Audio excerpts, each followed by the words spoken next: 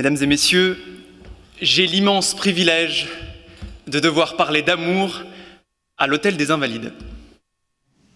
Et si quelqu'un venait me dire que c'est incompatible, qu'on ne peut pas réciter du Lamartine au musée de l'Armée, je lui dirais non pas que c'est un imbécile, mais que, à mon sens, c'est quelqu'un de cérébralement contrarié.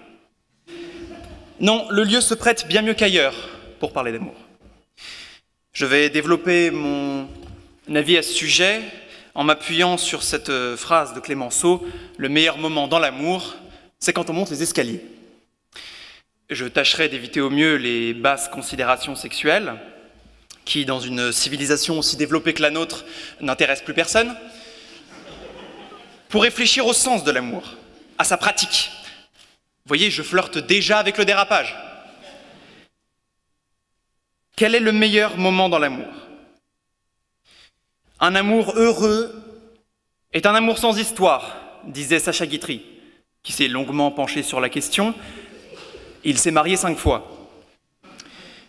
Comment survivre à l'absence du jeu de séduction après y avoir goûté? Après avoir fait l'expérience de la montée de l'escalier? Une fois en couple, la délicieuse anxiété de l'attente de l'être aimé laisse place au combat de la télécommande, aux négligences physiques, parfois même à la mauvaise haleine. Une fois en couple, le rêve se fane et laisse place à la platitude du bonheur présent. Je ne suis pas de cet avis. Je ne crois pas que le meilleur moment dans l'amour soit la montée des escaliers, mais je crois qu'il n'y a d'amour que quand on monte les escaliers. S'arrêter à un étage, c'est mourir. C'est la fin de l'amour car c'est la fin de l'effort. N'est-ce pas délicieux une relation compliquée? N'est-ce pas le summum de l'exaltation que l'amour impossible? Irions-nous au théâtre si Roméo et Juliette avaient obtenu aisément le consentement familial? Ce que l'on aime, c'est l'effort, c'est la relation compliquée, pleine de surprises, de crises et de réconciliations. D'ailleurs, ce qui me gêne avec cette image de l'escalier, c'est la régularité des marches, la constance des événements. Alors que l'amour précieux, c'est un escalier plein d'aspérité, de lattes qui s'affaissent. Je troquerais la galerie des glaces pour un escalier de grenier.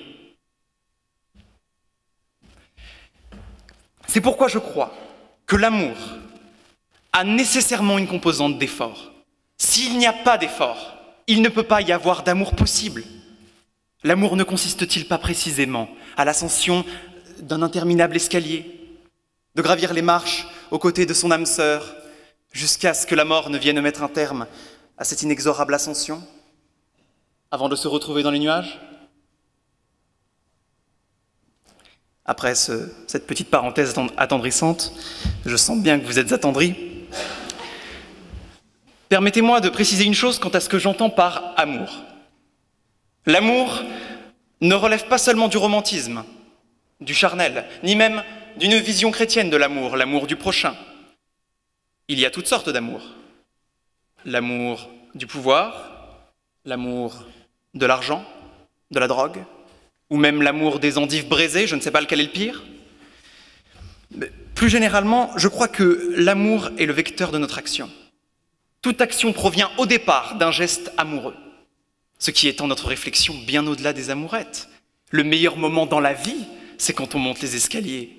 C'est la raison pour laquelle nous sommes si fascinés par les histoires.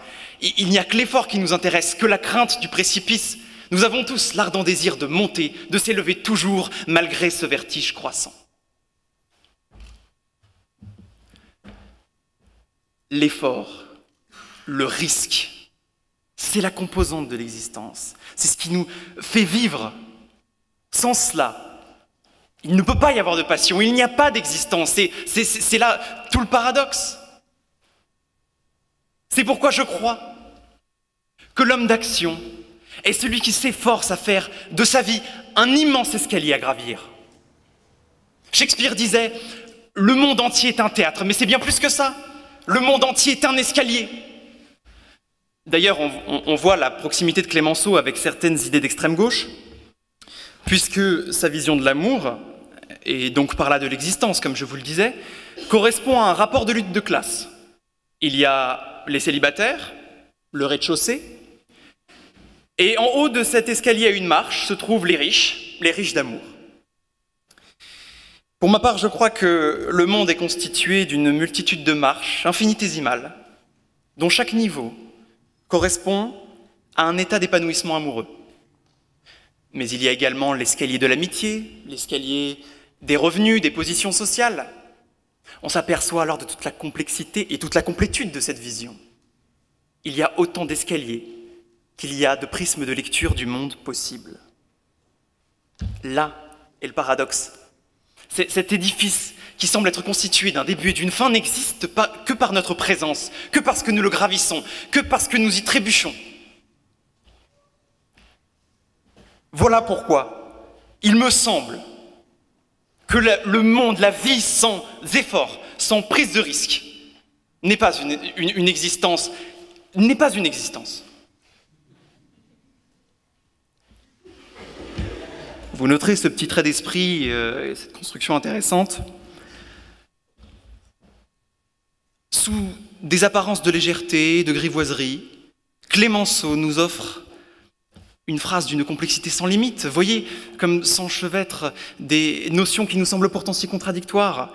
L'amour et l'ambition, le don de soi et le désir de s'élever, le bonheur et la pénibilité. C'est pourquoi je crois que l'effort donne un sens à l'amour, que l'effort donne un sens à la vie, et c'est la raison pour laquelle il me semble que l'Hôtel des Invalides est l'un des lieux les plus romantiques de Paris. Montmartre, bien sûr, ne souffre d'aucune comparaison, mais j'estime qu'avec 2280 marches, il n'y a pas de quoi se vanter.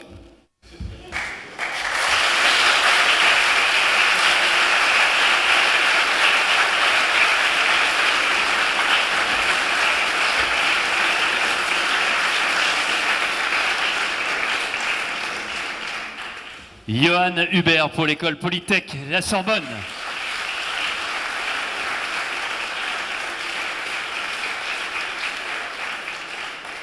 Comme quoi on peut parler d'amour avec beaucoup de recul quand on est très jeune. Bravo Johan. Les membres du jury qui ont été tout oui vont maintenant te poser des questions. Allez. En général. Deux en même temps. François Lecointre, chef d'état-major des armées. Par votre digression. Et si on remplace l'escalier par un escalator, est-ce que vous pouvez nous en parler aussi brillamment? Effectivement. Beaucoup seraient tentés de le faire. Et très souvent, dans l'existence, c'est ce qu'on attend. On voudrait que tout soit facile, on voudrait avoir une situation aisée, on attend systématiquement que le rêve soit concret. On voudrait immédiatement être au dernier étage. Mais ça ne nous intéresse pas. Ça n'a aucun intérêt de venir sur cet escalator et puis d'attendre. C'est d'ores et déjà la mort. C'est anéantir cet édifice justement dont je parlais, qui nous permet d'exister. Parce que l'on n'existe que par cela. Voilà mon opinion à ce sujet. En tout cas, il me semble que l'on n'existe que par l'effort. L'escalator, mais il y a d'autres images, d'autres transports que l'on peut employer. Il y a des états intermédiaires. Notez le tire-fesse, par exemple. Le tire-fesse est un entre-deux intéressant, parce que...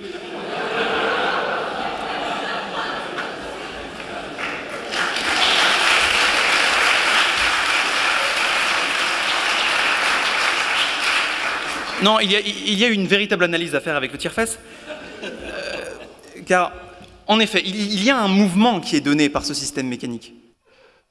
Mais il faut éviter les bosses. Si on n'évite pas les bosses, on dégringole.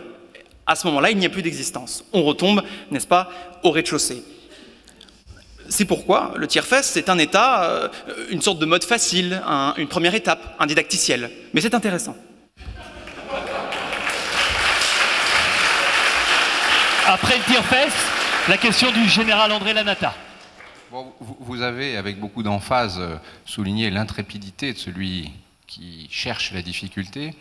Que pensez-vous de la citation suivante? Quand le courage l'emporte sur la raison, il ronge le glaive avec lequel il combat. Lorsque le courage...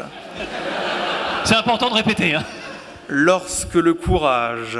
l'emporte sur la raison. L'emporte sur la raison. Il ronge le glaive avec lequel il combat. Il ronge le glaive avec lequel il combat.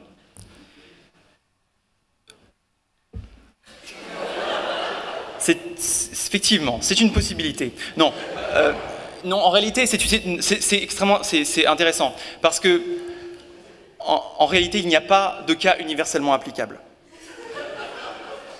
Il n'y a pas de cas, je ne sais pas ce qu'il y a de drôle à ça. Il n'y a pas de cas universellement applicable. Il n'y a pas de situation facile qui présente un intérêt. Effectivement, il y a des situations faciles qui peuvent présenter un intérêt. Il y a des situations où le courage, même poussé à l'extrême, peuvent se retourner contre celui qui le met en œuvre. Peuvent se retourner. Il n'y a pas de... C'est là toute la dimension presque divine de l'image que j'évoquais. C'est-à-dire que c'est une forme de complétude et de paradoxe. Il y a à la fois le courage qui peut apporter un épanouissement, qui peut apporter du résultat, une existence, mais qui peut se retourner contre soi. C'est les deux à la fois. C'est là extrêmement intéressant de ce point de vue-là. C'est que cette image du glaive peut tout à fait se retourner, mais à l'image de l'amour, à l'image de toute forme d'entreprise, il n'y a aucun cas universellement applicable. Ça ne peut pas dicter notre action. Cette phrase ne peut pas nous empêcher d'agir, parce qu'à ce moment-là, on resterait au rez-de-chaussée.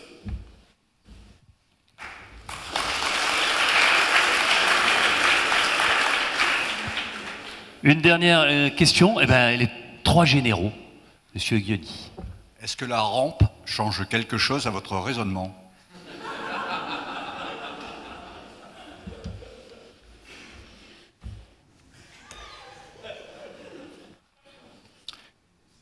Oui et non. Ce qui fait le lien avec cette image du glaive et du courage. En réalité, il y a une infinité d'escaliers dans cette image de prisme de lecture du monde. C'est un coup de main, c'est un coup de pouce qui nous permet d'aller plus haut. Parfois, on ne peut pas monter tout seul. Parfois, les jambes s'affaissent, parfois les muscles cèdent. Parfois, la rampe est nécessaire. Parfois, elle est inutile, elle est futile. Parfois, on va s'accrocher à cette rampe et elle va nous empêcher d'avancer. Voilà pourquoi je pense que, d'une certaine manière, cela ne change rien, puisque la vision est tout autant complète et comprend toutes les contradictions de l'existence et de l'action, mais elle souligne des cas particuliers intéressants. Mesdames, Messieurs, il vient de l'école d'ingénieurs Polytech à la Sorbonne, Johan Hubert.